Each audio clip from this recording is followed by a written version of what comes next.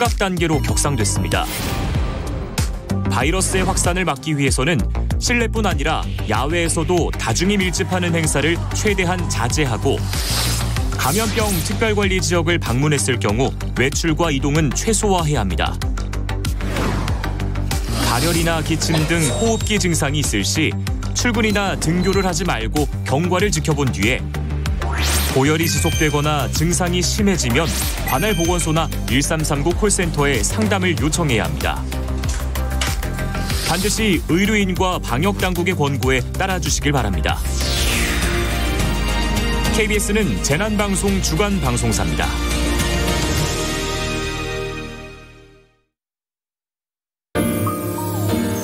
대한민국 중심 채널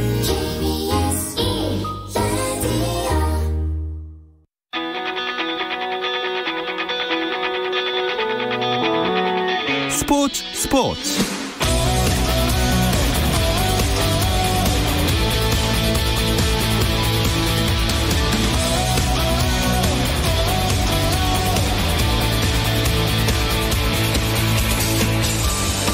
스포츠가 있는 저녁 어떠신가요? 아나운서 김정현입니다. 오늘 하루 스포츠계를 돌아보는 스포츠 타임라인으로 김정현의 스포츠 출발합니다.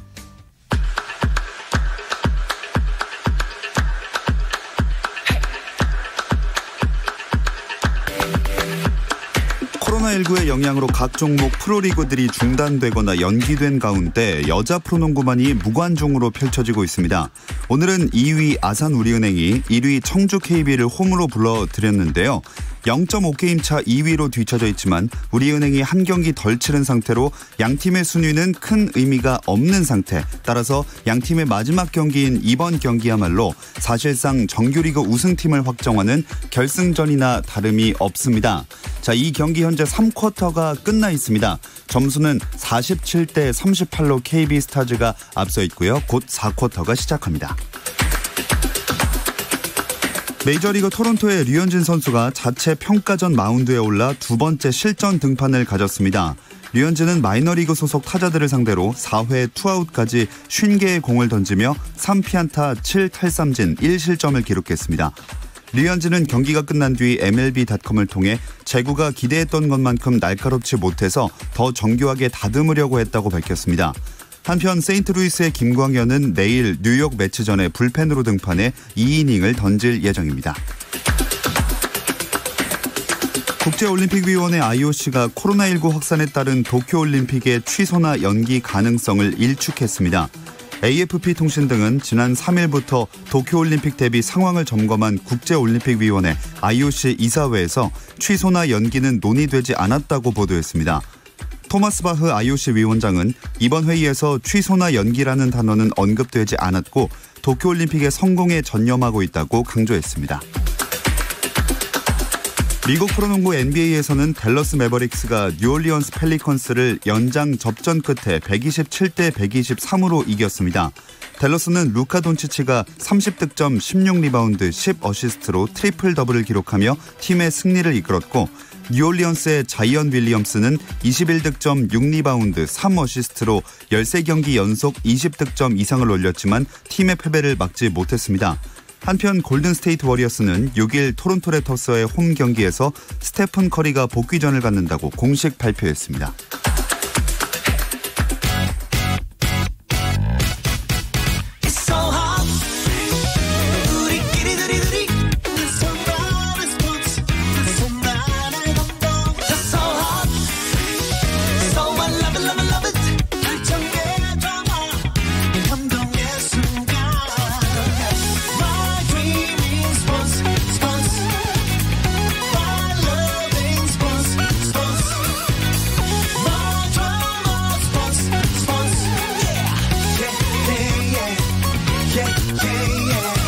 김종현의 스포츠.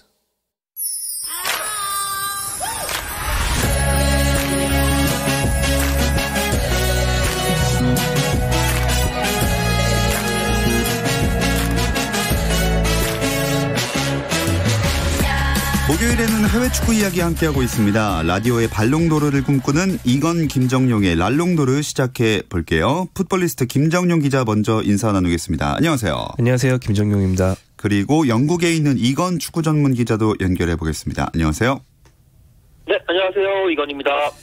지난주 이 시간에 영국에서는 코로나19에 대한 관심이 그렇게 크지 않다 말씀을 하셨는데 이제는 조금 달라지지 않았나요?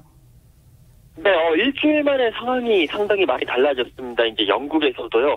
그래서 이 코로나19의 위험성과 그 코로나19의 전파력에 대해서 체감을 하는 모습을 보여주고 있습니다. 특히 이탈리아에서 코로나19 확진자가 지금 3,000명이 넘어가면서 유럽 각국도 다른 나라들도 계속 많아지고 있으니까 이 영국이 유럽 대륙에서 이제 끄트머리에 있잖아요. 그 바다 건너서. 네. 그렇기 때문에 서서히 공포감이 조성이 되고 있고요. 특히나 이제 유럽 축구가 코로나19의 영향을 받는 모습이 하나 둘씩 나오고 있으면서 조금 더 동요하고 있는 그런 모습입니다. 말씀하신 대로 이탈리아 리그가 가장 지금 아무래도 큰 타격을 받고 있을 것 같아요. 네, 제가 오늘 오전 현지 소식까지 봤는데 그때까지 이탈리아 확진자 3,089명, 사망자 107명이 발생했더라고요. 이탈리아가 유럽에서 가장 심각한 나라라고 꼽히고 있습니다. 그중에서도 유럽에서의 진앙지로 꼽히는 곳이 롬바르디아주인데 여기에 핵심 도시가 밀라노거든요. 한국 사람들도 밀라노 가서 걸려오시고 해서 화제가 되기도 했었죠. 딱 거기가 AC 밀란, 인테르 밀란 등이 있는 축구가 가장 그 부흥한 지역이기 때문에 이탈리아 축구의 타격이 굉장히 큽니다. 그래서 기존 리그 경기 중에서 이 코로나19 타격 때문에 6경기를 미뤘어요. 근데 더 이상 연기를 하면 아예 리그가 불가능해질 수준이 되기 때문에 이제 연기보다는 무관중으로 돌리는 쪽으로 했습니다. 그래서 이탈리아 정부 당국이 축구를 비롯해서 앞으로 한 달 동안 모든 스포츠 이벤트를 다 무관중으로 하겠다고 공식적으로 발표를 했어요. 그래서 이제 미뤄진 경기도 당장 이번 주말에 넣기로 했고요. 네. 그걸 비롯해서 이탈리아 세리에는 전부 이제 무관중으로 최소한 한 달 동안 진행되게 됩니다. 자, 이탈리아뿐만이 아니라 유럽 전역에서 아마도 경기 일정을 조율하거나 무관중 경기를 계획하고 있을 것 같은데 이건 기자 어떻습니까? 네, 스위스 같은 경우에는 1부, 2부 리그 전체를 23일까지 일단 중단을 시키자라고 해서 중단이 된 상태고요. 스페인 프리메라 리가 같은 경우에는 무관중 경기를 선택을 했는데 특히 이제 발렌시아 같은 경우, 발렌시아가 이제 지난번에 아탈란타 원정을 갔다가 취재 기자도 확진 판정을 받고 몇몇 그 팬들도 확진 판정을 받아서 왔기 때문에 이번 10일 날 열리는 발렌시아 홈에서 열리죠. 아탈란타와의 그 챔피언스리그 16강 2차전 같은 경우에도 무관중으로 하겠다라고 선언을 했습니다. 사실 발렌시아 같은 경우에는 1차전 때 1대4로 대패했기 때문에 이번 경기에서 관중들의 응원에 힘입어서 그거를 이제 뒤집어야 되는데 무관중 경기를 함으로써 상당히 조금 이제 힘이 빠지는 상태가 됐고요. 그 외에도 지금 6월 달에 그 유럽 축구연맹이 주관하는 유로 2020 이게 이번에는 전 유럽의 12개 도시에서 하는데 이것도 지금 하니 안 하니 여러 가지 말들이 많이 있습니다. 프리미어리그는 아직 이런 움직임까지는 없나요? 설들 여러 가지 얘기들은 난무를 하고 있는데 코로나19 때문에 프리미어리그를 갑자기 중단을 해야 된다. 그러면 우승도 안 되기 때문에 리버풀이 우승을 못한다. 이런 저런 여러 가지 이야기들은 많이 나오고 있습니다. 하지만 지금 일단 현 시점에서 영국 정부는 야외 스포츠 행사는 실내에서 하는 것보다 위험하지 않다, 덜 위험하다. 그렇기 때문에 중단이나 무관중을 아직까지 선택하지 않겠다라고 발표를 했고요. 하지만 이제 우려의 목소리는 많이 나오죠. 사실 이 프리미어리그라든지 해외 축구를 이곳에서 축구를 경기장에서 보는 분들도 많이 있지만 펍이라든지 집이라든지 이런 곳에서 보는 분들도 상당히 많이 있기 때문에 그쪽은 다 실내거든요. 그렇기 때문에 또 코로나 바이러스가 이제 더 전파가 될 수 있다. 그래서 더 위험하다라고 이제 주장하시는 분들도 많이 있습니다. 자, 유럽 축구도 참 많은 영향을 받고 있는 코로나19입니다. 무관중으로 유럽 축구 리그가 열린다. 근데 이게 사실 거의 찾아보기 힘든 일이지 않습니까? 네, 가끔 무슨 징계 때문에 무관중 경기하는 거는 그렇게 드문 일은 아닙니다. 그러니까 특히 세리에 하는 관중들이 사고를 좀 쳐서 그럴 때 징계 때문에 무관중으로 진행된 적이 자주 있긴 한데요. 하지만 이렇게 한 달씩 모든 경기를 다 무관중으로 하는 건 정말 이례적인 일이라고 할 수 있고요. 무관중으로 하면 관중들의 함성 소리가 다 빠지기 때문에 현장음 중에서 그 선수들과 감독 이런 현장 인원들의 고함 소리 같은 게 되게 잘 들리거든요. 그래서 아마 이번 주말 세리에 경기 보시면 선수들 목소리를 좀 본의 아닌 얘기 많이 들으실 수 있을 것 같고 비슷한 예가 지난번 한국 대표팀이 북한 원정 때 그 경기를 이제 기자들은 다 시청을 할 수 있었는데 그 북한말 문화어를 그렇게 많이 들은 90분은 그때 유일했습니다. 아무래도 이번에 이탈리아 욕설을 많이 듣게 되지 않을까. 그렇게 되겠죠. 예. 네. 어쨌든 코로나19가 전 세계로 확산되고 있다 보니까 많은 사람들이 모일 수밖에 없는 스포츠의 특성상 철저한 대비가 필요한 상황이긴 합니다. 뭐 유럽 스포츠 베팅 업체들도 여러 대회가 취소될 것이다 이런 전망을 했다면서요. 네, 유럽 베팅 업체들은 정말 별별 상품을 다 내놓긴 하는데요. 참고로 한국에서는 이런 변종 베팅 상품은 다 불법입니다. 네네. 하지만 유럽에서는 합법이니까 저희가 이제 재미삼아 전해드릴 수 있는 거고요. 현재 영국의 한 유명 도박 업체가 도쿄올림픽 또 유로 2020의 취소 여부에 돈을 걸 수 있도록 했는데 취소되는 쪽에 거는 것보다 그 대회가 진행되는 쪽에 거는 게 돈을 더 많이 따게 해놨습니다. 그러니까 프로토 해보신 분들은 취소가 정배, 진행이 역배 이렇게 생각하시면 되거든요. 그러니까 취소될 가능성이 더 높다고 이 회사들이 보고 있는 거죠. 자, 이런 분위기라면 유럽 축구 향후 일정에 변화가 생길 수밖에 없을 것 같은데요, 이건 기자.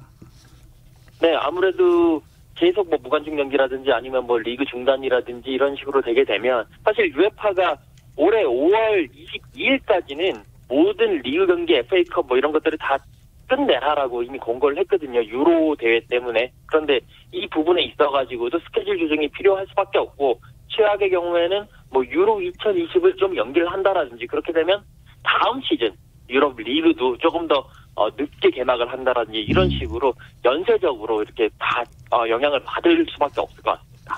그리고 손흥민 선수도 영국 돌아가면 자가격리 한다 안 한다 말이 많았는데 아무래도 하게 될 것 같죠?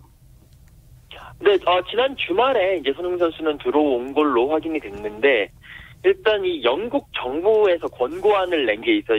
이거는 이제 뭐, 강제성이 있는 건 아니고 이렇게 권고를 하는 거죠. 이렇게 해 주십시오라고 얘기를 하는 건데, 뭐 한국이라든지 뭐 중국이라든지 이탈리아 북부 지역이라든지 이렇게 코로나19가 많이 확산하고 있는 지역에서 오신 분들은, 오자마자 접촉을 피하고 실내 생활을 한 2주 정도 해달라. 그리고 증상이 있으면 보건당국에 바로 연락을 하라라고 이제 권고를 했습니다. 원래 이제 토트넘은 그거를 따르지 않으려고 했습니다만 정부 공고안도 내려오고 또 특히나 혹시나 이제 손흥민 선수가 또 재활하기 위해서 훈련장에 있으면 다른 선수들에게 혹시나 뭐 그럴 일은 없겠지만 그래도 그런 가능성이 존재하기 때문에 그러면 2주간 일단 훈련장에 오지 말고 집에서 실내에서 격리가 된 상태에서 좀 재활 훈련을 해라라고 지금 권고를 한 상황이고 손흥민 선수는 그 공고안을 잘 따르고 있다라는 소식도 들려오고 있습니다. 자, 근데 김정용 기자, 손흥민 선수가 빠진 후에 토트넘이 연패를 계속 당하고 있어요. 네, 지난주에도 이 말을 했던 것 같은데 연패가 늘었습니다. 손흥민 선수의 그 팔을 희생해서 최후의 승리를 거뒀던 게 지난달 에스턴 빌라전이었는데요. 그 뒤로 다 졌습니다. 그래서 오늘 새벽에도 노리치 시티와 가진 FA컵 16강전에서 졌는데요. 승부차기 패라서 공식 기록은 무승부로 들어가지만 뭐 대회에서 탈락했다는 걸 감안해서 패로 친다면 현재까지 4전 연패 기록하고 있습니다. 아니 오늘 FA컵 16강전은 사실 이겼어야 되는 경기 아닙니까? 네, 노리치가 프리미어리그 최하위 팀이거든요. 프리미어리그에서는 벌써 2경기를 다 했는데 토트넘이 1승 1무로 우세했어요. 네. 그런데 이제 이번에 진 이유를 한 2개 정도 말할 수 있을 것 같은데 첫째로 토트넘이 노리치를 꺾을 때 결승골을 넣었던 게 손흥민이고요. 비길 때 동점골을 넣었던 게 케인이거든요. 네. 손흥민, 케인이 없으니까 졌다. 이게 간단한 산수가 이제 성립이 되고요. 둘째로 노리치가 승부차기 끝에 이겼는데 승부차기에서 팀 크릴 골키퍼가 아주 맹활약을 했습니다. 이 선수는 뭘로 유명하냐면 브라질 월드컵 때 네덜란드 대표팀의 후보 골키퍼였는데 8강전 때 승부차기만을 위해서 교체 투입돼서 승부차기에서 선방을 연발하면서 네덜란드를 4강에 올렸던 선수예요. 네. 그러니까 승부차기 전문이거든요. 이날도 무슨 거의 토트넘에서 1군을 못 뛰는 선수들 그 승부차기 성향을 다 조사해가지고 와서 승부차기만 이제 몰빵? 제가 이런 표현을 써도 되는지 모르겠는데 이미 쓰셨습니다. 그렇죠. 그래서 이제 2개를 막아내면서 이 선수가 노리치를 올렸습니다. 아, 정말 이건 기자, 영국 현지에서의 평가는 어떤가요? 네, 뭐 김정용 기자가 이야기한 거에서 연장은 선상일 수 있는데 뭐 기자들의 생각은 다 비슷한 것 같습니다. 양 팀의 차이는 결국에 골키퍼의 차이에서 달렸다. 크롤 선수는 선방을 계속 해냈는데 그 토트넘의 그 골문을 지켰던 미셸 포름 선수는 그 슈팅 하나를 제대로 못 막아가지고 큰 실수를 하면서 결국 동점골을 내줬고 그리고 승부차기에서도 하나밖에 못 막아냈다라고 하면서 조금 미셸 포름 선수에 대한 좀 원성이 좀 자자한 그런 모습입니다. 이렇게 되면 토트넘은 이번 시즌에 타이틀을 하나도 가져오지 못하는 상황이 놓이는 거 아닙니까? 네, 뭐 뭐 현재로서는 노 타이틀이 될 것 같은데요. 이제 어제 FA컵에서 떨어졌고요. 그리고 이미 리그컵은 이미 그 하브리그 팀 발목이 잡혀서 탈락을 했습니다. 뭐 리그는 우승이 불가한 상황이고요.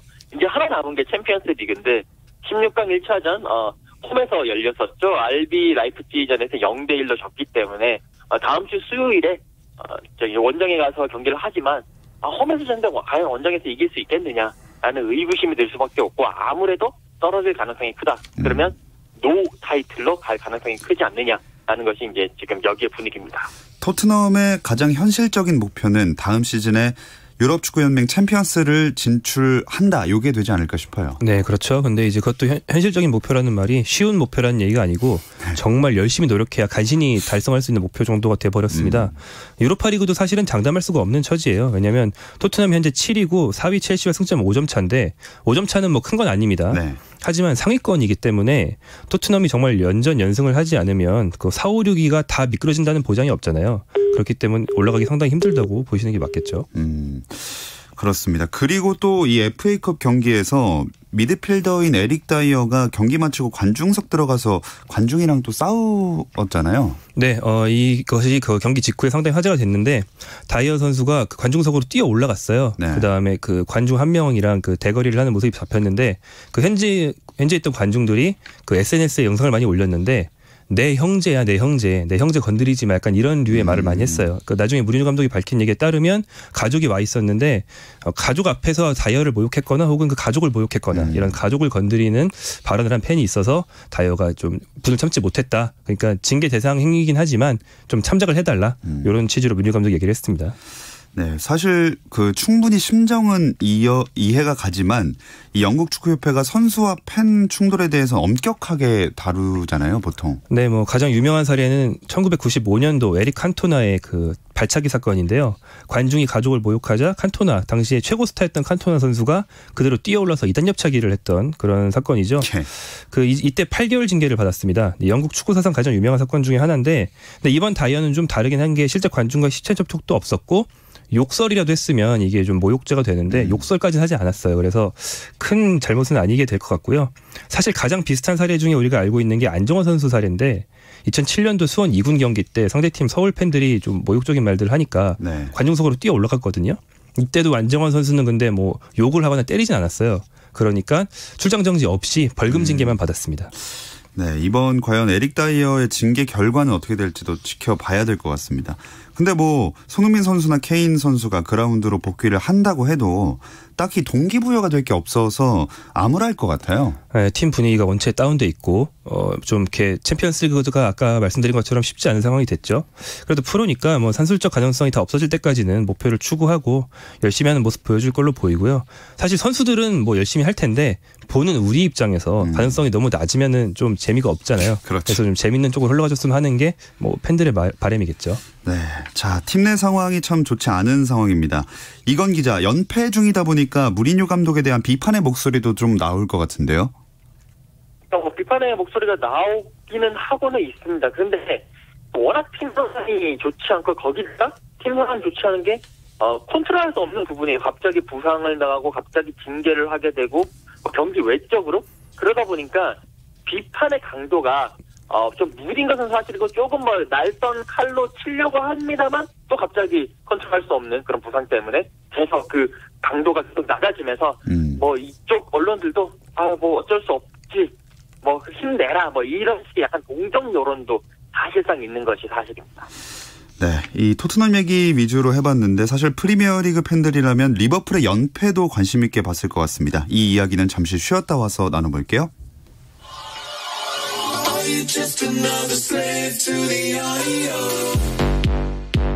국내 유일 스포츠 매거진 라디오 김종현의 스포츠.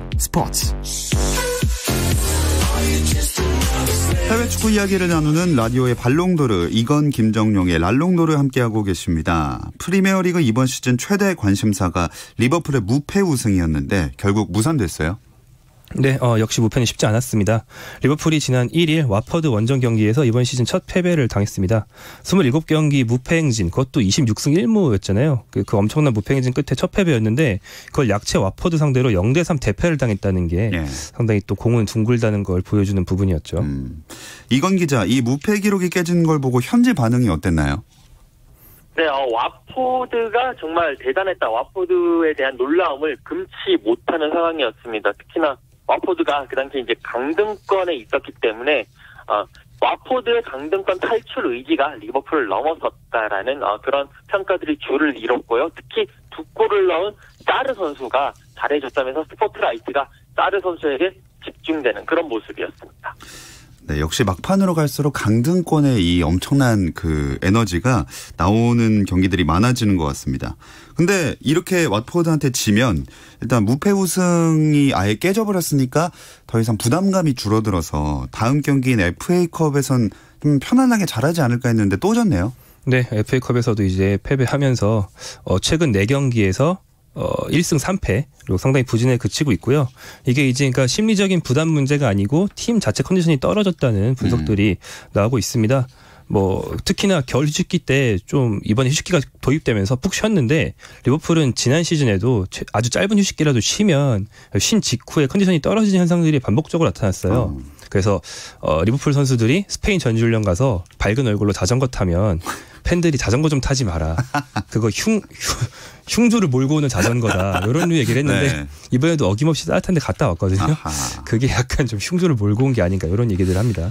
자, 이건 기자가 볼 때는 이 리버풀의 연이은 패배가 일시적인 부진일까요? 아니면 하락세의 시작일까요? 일단은 뭐 일시적인 부진이 아닐까라는 생각을 하고는 있는데요. 문제는 이게 그 3경기 연패를 이제 원정에서 3연패를 하면서 실점 장면을 보면 수비수든 허리든 그 선수들의 순간적인 집중력 저하 때문에 내준 골이 많습니다. 그렇기 때문에 이게 심상치 않다. 물론 지금의 그 부진 때문에 다 잡아놓은 그 리그 우승이 물 건너가는 일은 없겠지만 그래도 뭔가 좀 반전의 발판이 필요하고 본머스전이 이번에 그 주말에 열릴 그 본머스와의 홈 경기가 상당히 더 중요해졌다. 여기서 만약에 또 지거나 비기게 된다면 이 하락세가 일시적인 하락이 아니라 계속 이제 떨어지는 추세로 가면서 좀 더 장기화되지 않을까. 뭐 그렇게 되면 제 입장에서는 뭐 리그가 좀 더 재밌어져서 좋겠지만 제들 리버풀 팬들은 상당히 좀 조마조마할 수밖에 없겠죠. 네, 아마 리버풀 선수들도 이번 본머스전에는 이를 갈고 나오지 않을까 싶네요. 그리고 유럽 리그 중에 한 팀이 선두를 독주하고 있는 또 하나의 리그가 이 프랑스 리그입니다. 파리 생제르맹이 큰 이변이 없는 한 우승을 하겠죠? 네, 파리 생제르맹은 뭐 우리가 리버풀 얘기를 굉장한 독주라고 얘기를 하지만 파리 생제르맹은 그걸 매년 하고 있습니다. 네. 그렇죠? 27라운드 현재 2위 올랭피크 마르세유와 승점차가 13점이라서 여기도 역시 우승 확정 분위기로 가고 있고요. 유럽 빅리그에서 그러니까 프랑스뿐 아니고 유럽의 빅리그를 다 통틀어서 한 팀에 10골 이상 넣은 선수가 3명이 공존하는 팀이 딱 3팀밖에 없는데 그중에 하나가 파리 생제르맹이고요. 음바페가 리그 득점 선두, 네이마르가 득점 4위, 이카르디가 공동 득점 6위입니다. 특히 이카르디가 가세하면서 음바페와 네이마르에게도 날개를 달아준 게 공격력을 다 같이 시너지 효과를 내는 결과를 불러왔다. 이런 긍정적인 분석들이 많죠. 음바페가 이번에 득점왕을 차지하면은 처음으로 하는 건가요? 네, 그렇습니다. 이번 시즌은 모처럼 프랑스 선수들끼리 득점왕 경쟁을 하고 있습니다. 음바페가 1위를 달리고 있고요. AS 모나코의 위산 벤 예데르 이 선수가 2위를 하고 있고 올랭피크 리옹의 무사 덴벨레 유럽에 덴벨레라는 이름을 가진 그 축구 잘하는 선수가 많은데 예. 그 덴벨레 족 중에 한 명인 무사 덴벨레가 3위입니다. 그래서 음바페 18골, 벤 예드르 17골, 덴벨레 16골로 아주 근소한 차이로 경쟁하고 있기 때문에 음바페가 뭐 확정 분위기로 가는 게 전혀 아니고 끝까지 가봐야 할 것 같습니다. 근데 레알 마드리드가 오는 여름 이적 시장에서 바로 이 음바페 선수를 노리고 있다 이런 소식이 있더라고요. 이건 기자. 네, 그 엄청난 자금력을 보유했다는 그 레알 마드리드가 이제 다시 그 호날두가 가고 난 이후에 뭔가 스타 선수가 필요하고 또 계속 우승권을 계속 유지하고 우승을 계속 하기 위해서는 음바페가 필요하다라고 하면서 뭐 한 이적료로 뭐 2억 유로 가까이를 지불할 가능성도 있다라는 소식이 계속 나오고 있습니다. 그러니까 또 파리 생제르맹은 안 된다. 일단 우리는 음바페를 팔 생각이 전혀 없다라고 이야기를 하면서 음바페에게 최고의 연봉을 주겠다라고 제시도 했고요. 음바페가 원하는 조건을 너한테 이렇게 최고 주려면 다른 선수 다 팔 수 있다. 네이마르도 팔 수 있다. 라고 이야기를 하면서 음바페 마음을 이제 잡기 위해서 계속 노력하고 있는 그런 모습입니다. 자, 음바페 행선지도 참 많은 분들이 궁금해하실 것 같습니다. 근데 도쿄올림픽 1차 예비 명단에 이 음바페도 속해 있다 소식이 있었거든요. 팀이 허락을 해줘야 가능할 텐데 실제로 출전이 가능할까요?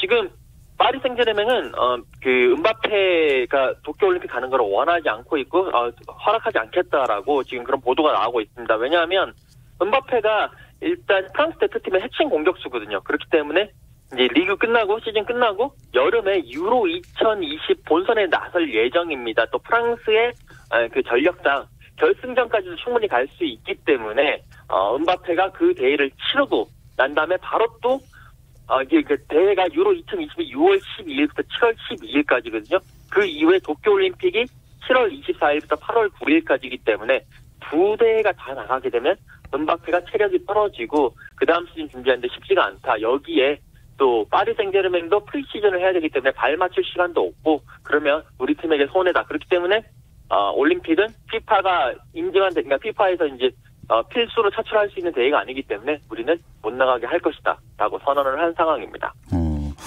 그럼 유럽에 있는 좀 젊은 유망한 선수들은 다 비슷한 처지에 놓여 있는 거 아닌가요? 물론 그렇긴 합니다만 그래도 이제 조금 어린 선수들은 그러니까 이 팀들 상황에서는 약간 이 선수를 통해 가지고 올림픽에서 잘하면 좀 더 비싼 값에 팔 수 있겠다라는 선수들 그런 군들이 있거든요. 이런 선수 군들은 또 이렇게 오케이 올림픽 나가라라고 또 허락을 해주는 경우도 종종 있습니다. 네, 이건 기자와는 이 소식을 끝으로 인사 나누겠습니다. 오늘 고맙습니다. 네, 감사합니다. 자, 그리고 김정용 기자와는 우리나라 유럽파 소식을 정리하는 걸로 마무리를 해보겠습니다. 일단 눈에 띄는 건 이청용 선수 K리그 복귀랑 이재성, 황희찬 선수 골 소식이었어요. 네, 이청용 선수는 울산과 3년 계약을 하고 K리그로 돌아왔습니다. 2009년에 FC 서울을 떠나서 유럽의 볼턴 원더러스로 떠난 뒤에 잉글랜드, 독일 등지를 거쳐서 돌아왔고요. 연봉이 약 11억 원으로 알려져 있는데 노장급인 나이를 생각하면 아주 파격대우라고 할 수 있습니다. 네. 이로써 이제 국가대표급 유럽파가 국내로 복귀할 때 이를 흡수해서 탈 K리그급 선수단을 갖추는 이제 K리그 팀이 두 팀으로 딱 갈라졌는데 전북이 김보경, 김진수, 홍정호 이렇게 이제 빅리그를 거친 선수들 데리고 있고 울산은 박주호, 이청용이 있죠. 이 양강 체제가 더 공고해졌다 이렇게 볼 수 있겠고요. 이재성 선수는 홀슈타인 킬 소속으로서 3일 하노버와의 원정 경기에서 득점을 했습니다. 이번 시즌 리그 7골, 컵대회 포함 8골을 넣었습니다. 좀 더 몰아쳐서 10골 넘기고 좀 큰 팀으로 이적하는 계기가 됐으면 좋겠고 그리고 황희찬 선수는 짤츠부르크에서 고군분투 중인데요. 3일 알타흐라는 팀과의 경기에서 황희찬이 벤치에 있었어요. 그런데 팀이 지고 있어서 부랴부랴 투입됐는데 아니나 다를까 황희찬이 2골을 넣었습니다. 하지만 팀은 결국 2대3으로 패배했고요. 이 짤츠부르크는 점점 1위에서 멀어지면서 약간 위기에 처해 있는 상황입니다.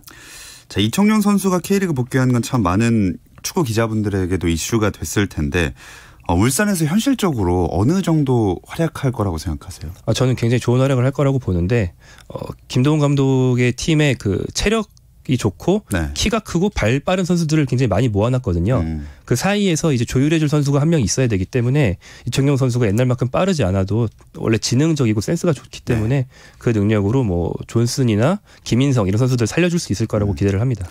네, 이청용 선수의 울산행 이야기는 내일 축구장 가는 길에서 좀 더 자세하게 한번 나눠보겠습니다. 자, 해외 축구 이야기 풋볼리스트 김정용 기자와 함께했습니다. 오늘 고맙습니다. 고맙습니다. 내일도 저녁 8시 30분에 함께해 주세요. 김정현의 스포츠.